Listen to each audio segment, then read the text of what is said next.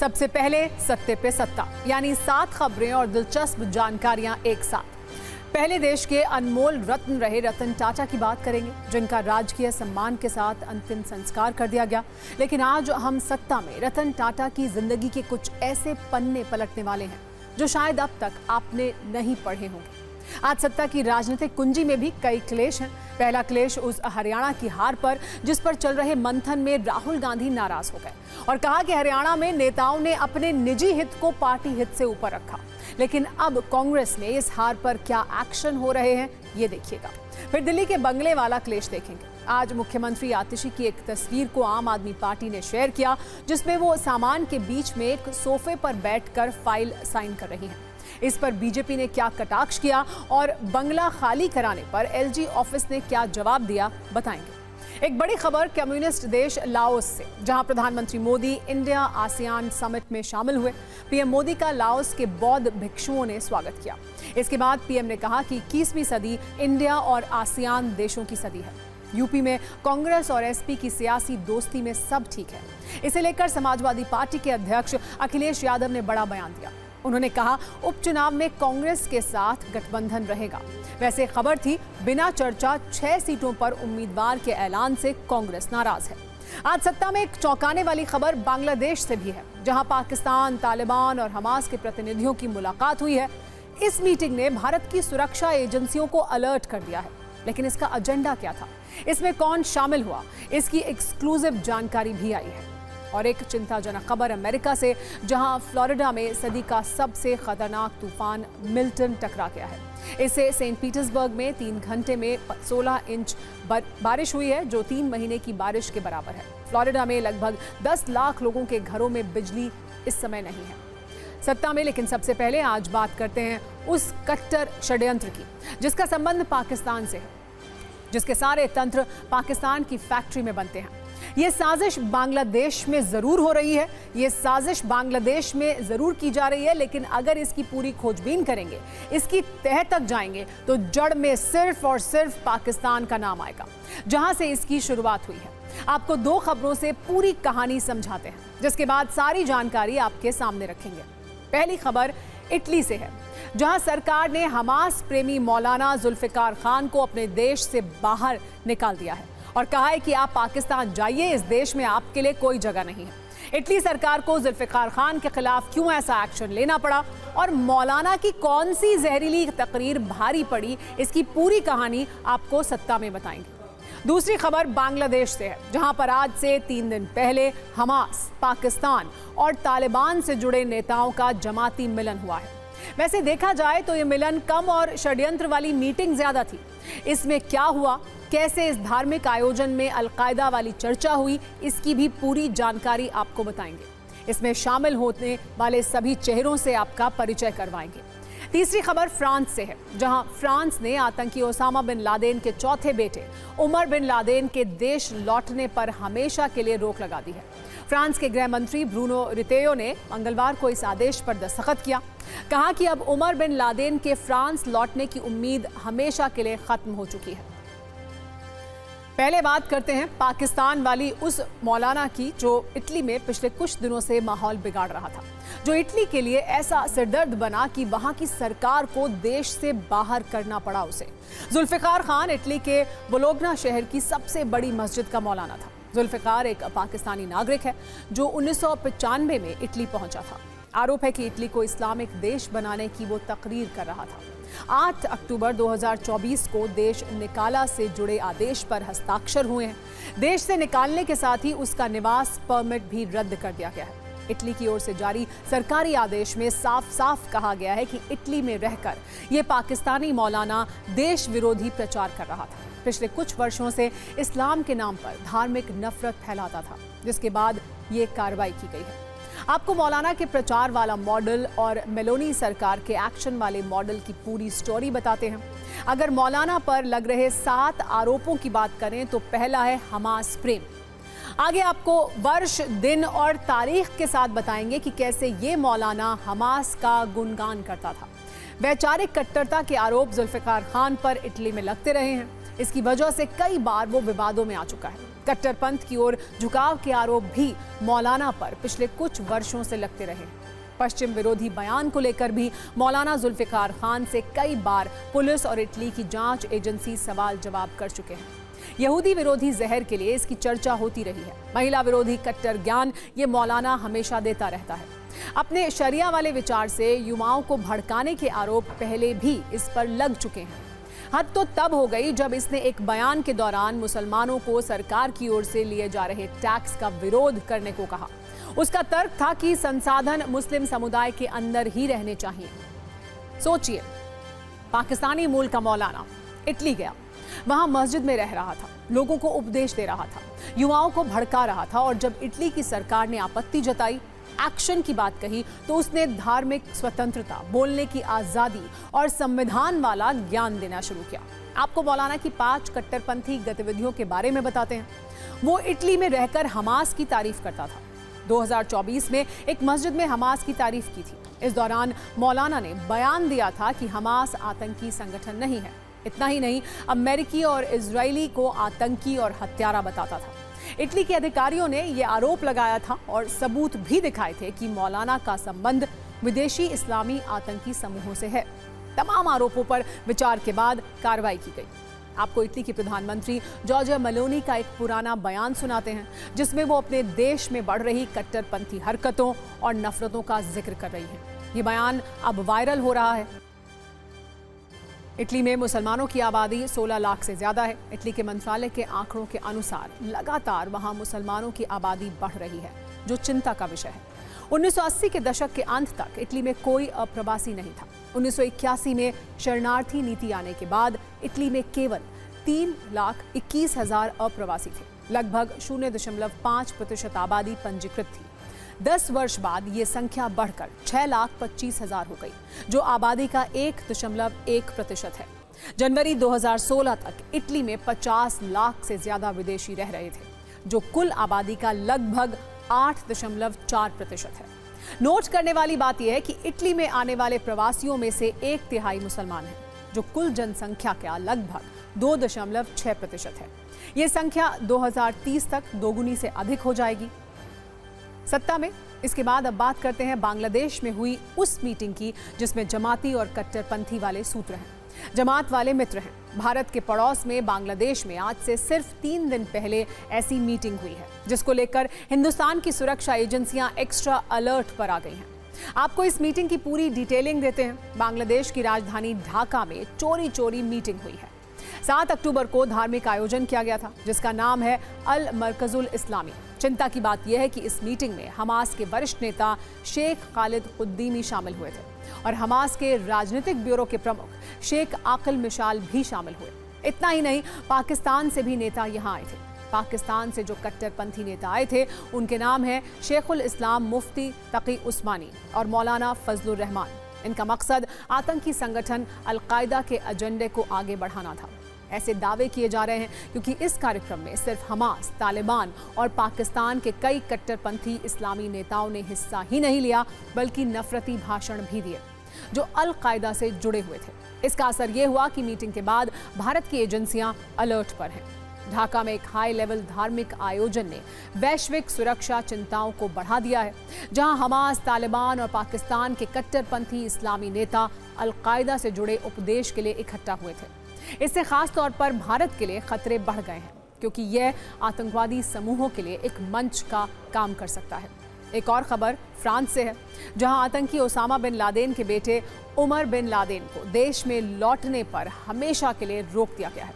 Report के मुताबिक France के गृह मंत्री इस आदेश पर दस्तखत भी कर चुके हैं। मतलब अब उमर बिन लादेन का फ्रांस में लौटने का कोई चांस नहीं है। फ्रांस के गृह मंत्री ने यह भी कहा है कि उमर बिन लादेन के फ्रांस लौटने की उम्मीद हमेशा के लिए खत्म हो चुकी है।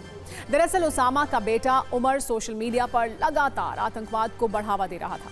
इससे जुड़े कई पोस्ट किए थे। 43 वर्ष का उमर फ्रांस के नॉर्मंडी में 2016 से रह रहा था। उसने ब्रिटिश नागरिक जेना मोहम्मद अल सबा से शादी की थी, जिसके बाद उसे फ्रांस में रहने की अनुमति मिली थी। यहाँ पर वो पेंटिंग कर अपना जीवन यापन करता था। पिछले वर्ष उमर ने पिता ओसामा बिन लादेन के जन्मदिन पर एक पोस्ट किया था। इसमें उसने पिता की तारीफ की थी। इसे आतंकवाद के समर्थन के तौर पर देखा गया था।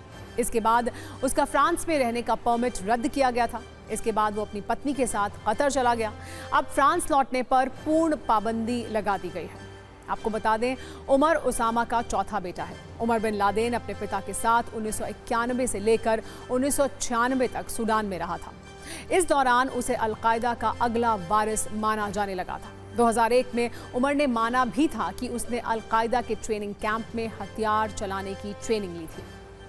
सत्ता में अब बात देश के उस अनमोल रत्न की, जिनकी बात करते करते शायद सत्ता के ये 30 मिनट भी कम पड़ जाएंगे, जिनकी जिंदगी पर अगर कोई डायरेक्टर वेब सीरीज बनाए तो शायद उसके एपिसोड उसे कई पार्ट में रिलीज करने पड़े।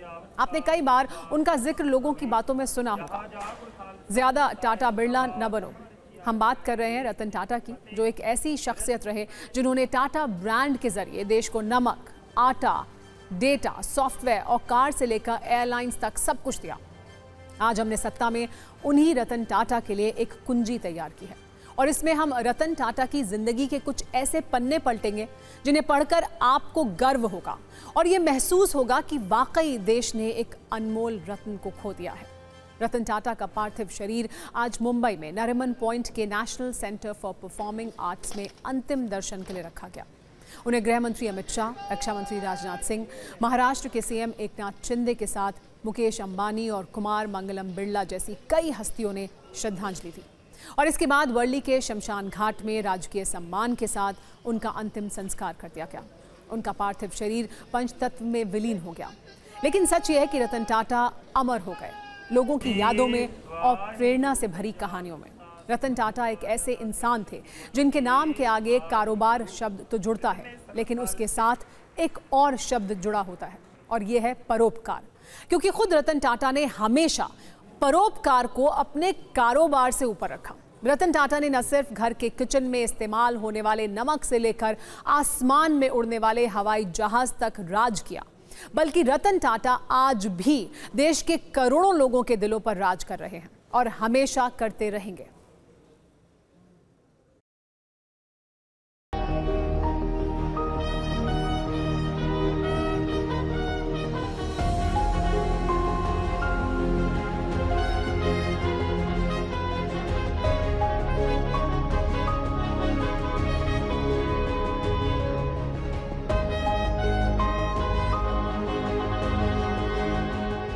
उन्होंने जो लेगेसी छोड़कर जा रहे हैं वो लंबे समय तक देश के औद्योगिक क्षेत्र में काम करने वाले, नेतृत्व करने वाले सभी लोगों के लिए पथदर्शक बनेगी, रास्ता बताती रहेगी।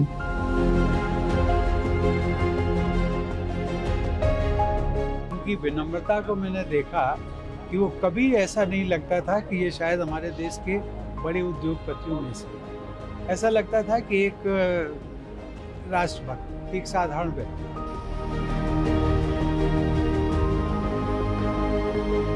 We have lost great statesmen of this country, but his ideology remain forever. उनके लीडरशिप में जो कंट्रीब्यूशन दिया है देश के लिए वो अमूल्य है। It's priceless.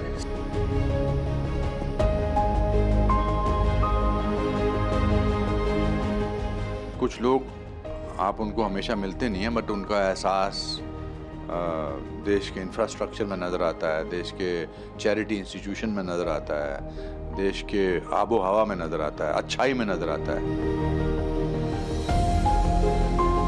भारत के लिए तो बहुत बड़ा नुकसान है ये। हम लोग बिल्कुल अकेला महसूस कर रहे हैं। बहुत कुछ सीखने मिला मुझे उनसे और आदर्श पुरुष थे कई तरह से। तो हमको उनकी जो जिंदगी है सेलिब्रेट करना चाहिए।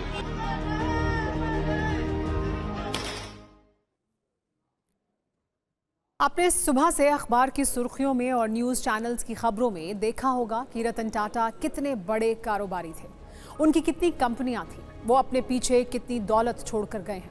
लेकिन असल में रतन टाटा के लिए असली दौलत इंसानियत और मानवता थी और परोपकार की बैलेंस शीट में वो सबसे अमीर साबित हुए। इसीलिए रतन टाटा को देश का सबसे बड़ा दानदाता भी कहा जाता था। रतन टाटा का मानना था कि धन कमाने का सही अर्थ समाज को कुछ वापस देना होता है। इसीलिए वो पूरी जिंदगी समाज सेवा करते रहे। इसमें टाटा ट्रस्ट अपनी फर्म की कुल कमाई का 66% दान करता है। टाटा ट्रस्ट हर वर्ष चैरिटी में 1200 करोड़ खर्च करता है और ये पैसा शिक्षा, स्वास्थ्य और सामाजिक सुधार के लिए खर्च किया जाता है।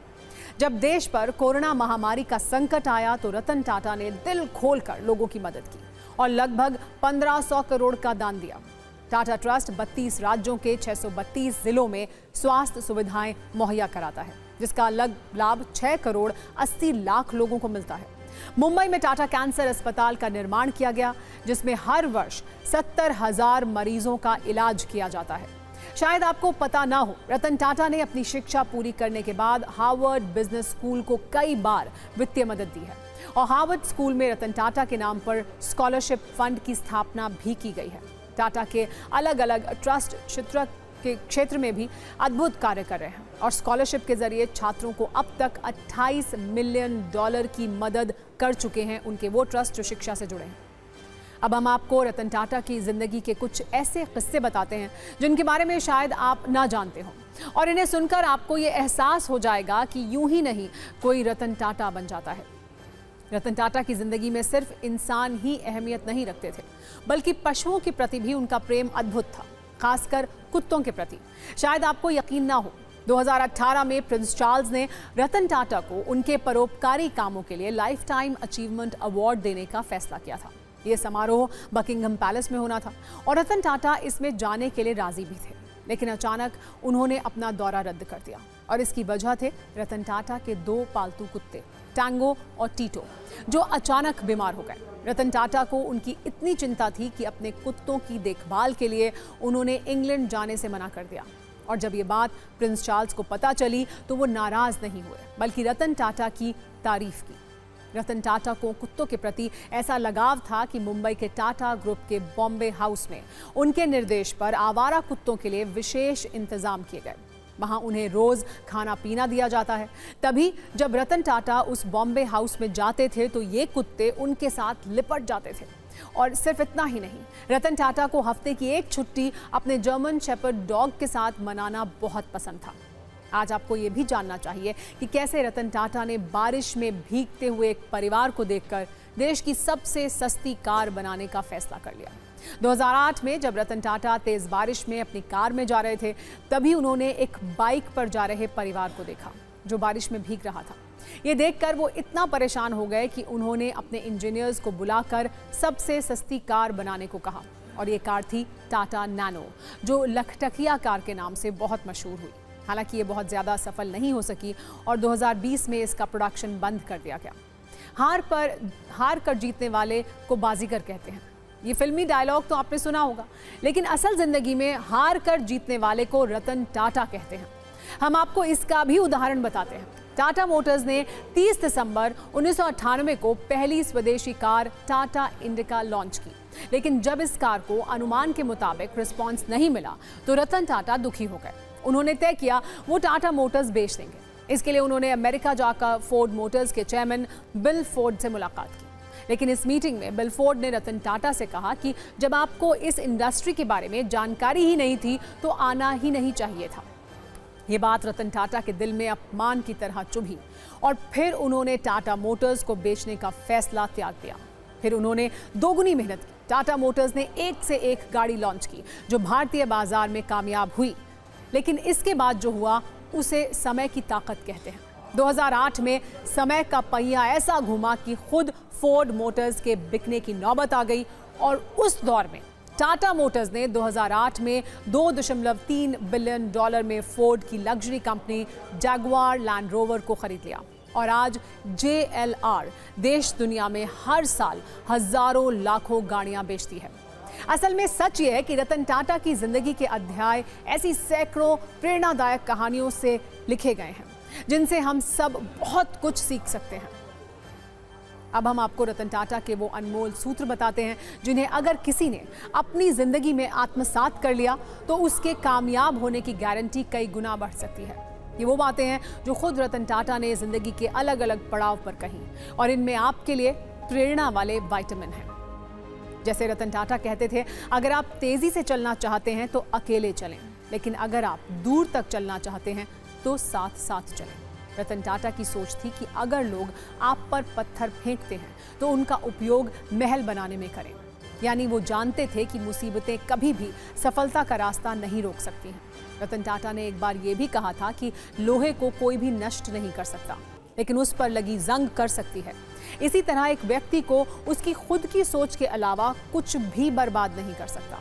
रतन टाटा कितने दृढ़ संकल्प वाले इंसान थे, इसका भी एक प्रेरणादायक उदाहरण सुनिए। रतन टाटा कहते थे वो सही निर्णय लेने में विश्वास नहीं करते, बल्कि निर्णय लेने में और फिर उन्हें सही बना देने में विश्वास रखते हैं। रतन टाटा का ये भी मानना था कि कभी भी अपने पास आने के लिए अवसरों की प्रतीक्षा नहीं करनी चाहिए, बल्कि किसी इंसान को अपने अवसर खुद बनाने चाहिए। रतन टाटा की कामयाबी का एक सूत्र ये भी था कि सफलता को अपने दिमाग में और हार को कभी अपने दिल में मत बसने दो, और इस वचन को उन्होंने खुद भी अपनी जिंदगी में अपनाया। रतन टाटा का मानना था कि जीवन में उतार चढ़ाव आगे बढ़ते रहने के लिए बहुत महत्वपूर्ण है, क्योंकि ईसीजी में भी एक सीधी रेखा का मतलब यह है कि हम जीवित नहीं हैं। यानी रतन टाटा का जीवन अपने आप में प्रेरणा की एक ऐसी कुंजी है जिससे आपको बहुत कुछ सीखने को मिलेगा।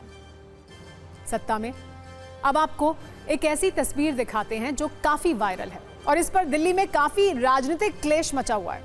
यह तस्वीर दिल्ली की नई सीएम आतिशी की है। वो पैक्ड सामान और कार्टन से भरे कमरे में एक सोफे पर बैठकर कुछ फाइल्स पर साइन कर रही हैं, और इसी दौरान मोबाइल से बात भी कर रही हैं। 20 सेकंड का यह वीडियो दिल्ली के सीएम ऑफिस की तरफ से सोशल मीडिया पर जारी किया गया, जिस पर आम आदमी पार्टी ने आरोप लगाया है कि बीजेपी ने एक चुने हुए मुख्यमंत्री से उसका दिल्ली की जनता द्वारा दिया हुआ घर छीन लिया। आज हमने इस आवास पर मचे क्लेश पर सत्ता की राजनीतिक कुंजी बनाई है, जिसे देखकर आपको ये समझ आएगा कि दिल्ली के जिस आवास में अरविंद केजरीवाल रहते थे वो क्यों चर्चा में है और उस पर क्लेश क्यों मचा हुआ है। दरअसल अरविंद केजरीवाल ने सीएम पद से इस्तीफा देने के कुछ दिन बाद फ्लैगस्टाफ रोड पर बंगला नंबर 6 खाली कर दिया। इसके बाद ये अटकलें लगने लगी कि नई सीएम आतिशी इस बंगले में रहेंगी। इस बीच कल सीएम आतिशी का कुछ सामान इस बंगले में ले जाया गया।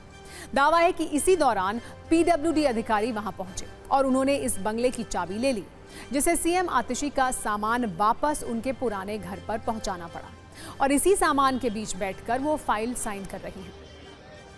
अब इस खबर में राजनीतिक क्लेश कहां मचा हुआ है ये समझिए।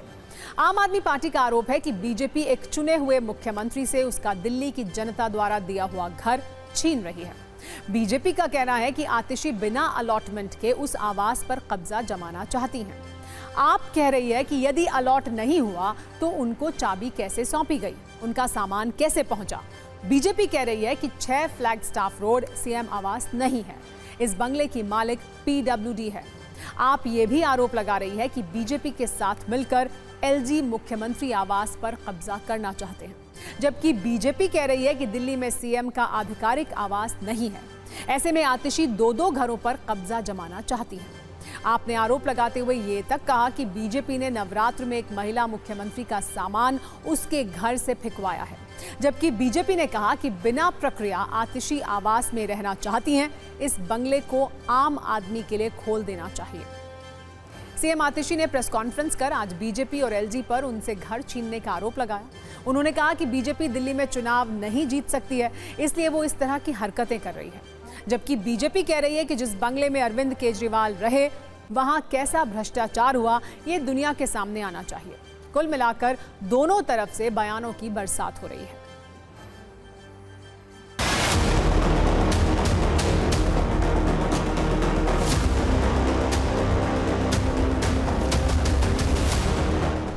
भारतीय जनता पार्टी इसलिए परेशान है क्योंकि वो आम आदमी पार्टी को चुनाव में हरा नहीं पाती, तो अब वो चाहते हैं कि मुख्यमंत्री तो बन नहीं पाए, किसी तरह से मुख्यमंत्री आवास पर ही कब्जा करने। उनका बहुत बहुत स्वागत है।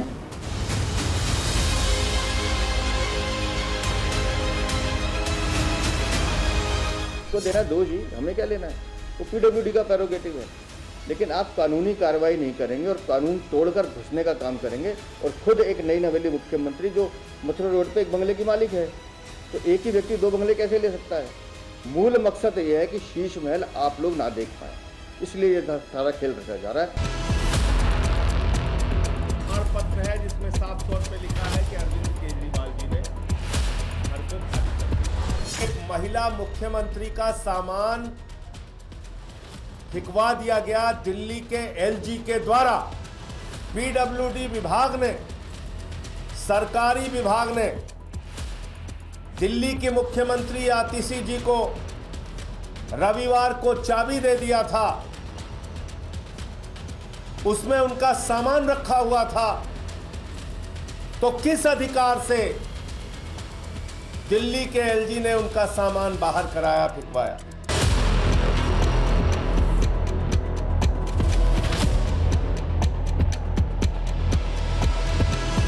इस शीश महल का इंफ्रास्ट्रक्चर ऑडिट कराया जाना चाहिए और इस बात का पता लगा जाना चाहिए कि किस तरह बर्बादी का खेल अरविंद केजरीवाल ने अपने विलासिता के लिए रचा है। दिल्ली के लोगों की गाड़ी कमाई का पैसा किस बेदर्दी से लुटाया गया है, अरविंद केजरीवाल को इसका जवाब देना चाहिए। बहुत शर्मनाक है कि इस तरीके से एलजी दफ्तर द्वारा इन कामों के अंदर समय व्यर्थ किया जा रहा है। वो समय व्यर्थ कर रहे हैं। उनको दिल्ली के अंदर जो एलजी बनाया गया काम के लिए बनाया गया। थोड़ा पुलिस देखो, गैंगस्टर्स को देखो, ये सब करो। किन कामों में लगे हुए हैं एलजी साहब, वो देखो। दरअसल दिल्ली में सीएम का कोई आधिकारिक हाउस नहीं है। अरविंद केजरीवाल से पहले जो भी सीएम हुए वो अलग अलग बंगलों में रह चुके हैं। 1993 में मदन लाल खुराना 33 शामनाथ मार्ग में रहते थे। उनके बाद साहिब सिंह वर्मा 9 शामनाथ मार्ग में रहे। शीला दीक्षित को पहले AB 17 मथुरा रोड वाले बंगले में रहने को मिला। अपने दूसरे कार्यकाल में उन्होंने 3 मोतीलाल नेहरू मार्ग वाले बंगले को अपना घर बनाया। अरविंद केजरीवाल पहली बार सीएम बनने के बाद सेंट्रल दिल्ली के तिलक लेन वाले घर में रहे। फरवरी 2015 में आम आदमी पार्टी को बहुमत मिला तो वो उत्तरी दिल्ली के सिविल लाइंस इलाके में 6 फ्लैगस्टाफ रोड पर स्थित आवास में शिफ्ट हो गए थे, जिस पर आज सत्ता का क्लेश मचा हुआ है। सत्ता में दिल्ली के बंगले वाले क्लेश के बाद पड़ोसी राज्य हरियाणा की बात करते हैं, जहां ऐसा दावा किया जा रहा है कि अंतर्कलह के कारण कांग्रेस चुनाव हार गई है और इस पर आज एक मैराथन बैठक भी हुई। सुबह खबर आई कि कांग्रेस हरियाणा की हार पर बैठक करेगी। कांग्रेस अध्यक्ष मल्लिकार्जुन खड़गे के घर पर बैठक में राहुल गांधी के अलावा KC वेणुगोपाल, अजय माकन, अशोक गहलोत, भूपेंद्र सिंह हुड्डा और प्रदेश अध्यक्ष उदय भान शामिल होंगे। लेकिन जब बैठक हुई तो भूपेंद्र सिंह हुड्डा और प्रदेश अध्यक्ष उदय भान उसमें मौजूद नहीं थे। अब ये साफ नहीं है कि उनको रोक दिया गया या वो खुद नहीं आए या फिर फोन पर ही उनसे जानकारी ली गई। कुमारी शैलजा और रणदीप सुरजेवाला को तो इस बैठक में बुलाया ही नहीं गया था। खैर, बैठक शुरू हुई और सूत्रों के मुताबिक राहुल गांधी ने किसी का नाम लिए बिना कहा कि नेताओं ने निजी हित को पार्टी हित से ऊपर रखा, इसीलिए चुनाव हारे। सूत्रों के मुताबिक बैठक में सबसे पहले कांग्रेस कोषाध्यक्ष अजय माकन ने सीटों के अनुसार डेटा देखकर बताया कि वहां कहां किस सीट पर पार्टी किस कारण से चुनाव हारी। बैठक में यह भी कहा गया कि करीब 12 सीटों पर पार्टी सिर्फ अपने ही बागी उम्मीदवारों की वजह से चुनाव हारी। इसके अलावा बैठक में यह कहा गया कि कांग्रेस पार्टी हरियाणा के नतीजों को स्वीकार नहीं करती है। सभी सर्वे रिपोर्टों और ग्राउंड रिपोर्ट के अनुसार कांग्रेस के जीतने का पूर्वानुमान था। इसके अलावा कांग्रेस की हार की बड़ी वजह कांग्रेस के बागियों का चुनावी मैदान में होना था। नेतृत्व ने आपसी गुटबाजी और पार्टी हित से ऊपर निजी हित को तवज्जो देने की बात कही। बैठक में नेतृत्व ने तय किया कि पार्टी तुरंत एक फैक्ट फाइंडिंग कमेटी का गठन कर अगले कुछ दिनों में एक प्रत्याशी से बात कर अपनी रिपोर्ट कांग्रेस अध्यक्ष को सौंपेगी, जिसके बाद जरूरी कार्रवाई भी की जाएगी। हालांकि ये सवाल कायम रहा कि इतनी महत्वपूर्ण बैठक में भूपेंद्र सिंह हुड्डा और प्रदेश अध्यक्ष उदय भान क्यों नहीं थे। इस पर कहा गया कि आज की समीक्षा बैठक के लिए पहले भूपेंद्र सिंह हुड्डा और प्रदेश अध्यक्ष उदय भान को बुलाना तय किया गया था, लेकिन आखिरी वक्त में फैसला किया गया कि फैक्ट फाइंडिंग कमेटी ही अब हरियाणा के नेताओं से बात करेगी।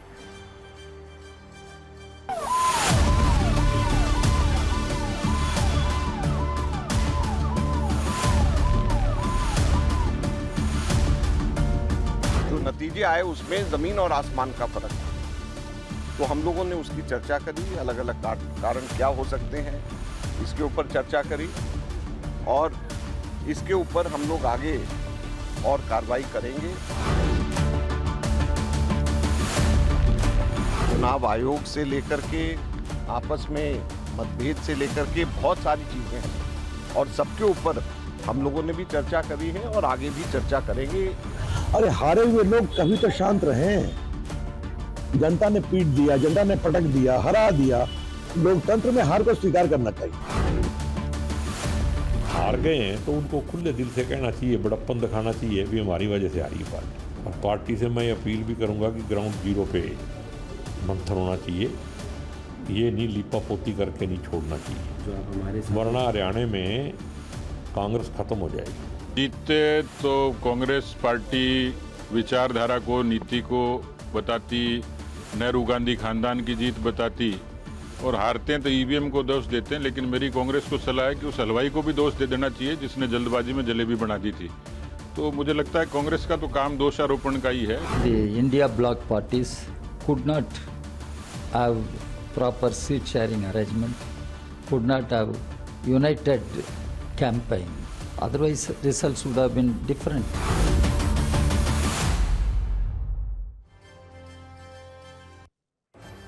तो इन बयानों से आगे अब कांग्रेस की फैक्ट फाइंडिंग कमेटी चुनाव की हार की असली वजह जुटाएगी। सूत्रों से जानकारी मिल रही है कि हार के कारणों को खोजने के लिए बनी फैक्ट फाइंडिंग कमेटी की रिपोर्ट आने के बाद हरियाणा में कांग्रेस आलाकमान नया विधायक दल का नेता और नया प्रदेश अध्यक्ष बनाने पर गंभीरता से विचार कर रहा है। सत्ता में टेनिस प्रेमियों के लिए एक जरूरी खबर। जो न्यूज मित्र टेनिस देखते हैं उन्होंने लाइन जज या लाइन अंपायर को जरूर देखा होगा। ये वो लोग होते हैं जो इस बात पर नजर रखते हैं कि टेनिस बॉल कोर्ट के अंदर गिरी है या बाहर या फिर लाइन पर। लेकिन अब ये लाइन अंपायर विंबलडन के मुकाबलों में नहीं दिखेंगे। इनकी जगह आर्टिफिशियल इंटेलिजेंस यानी AI तकनीक का इस्तेमाल होगा।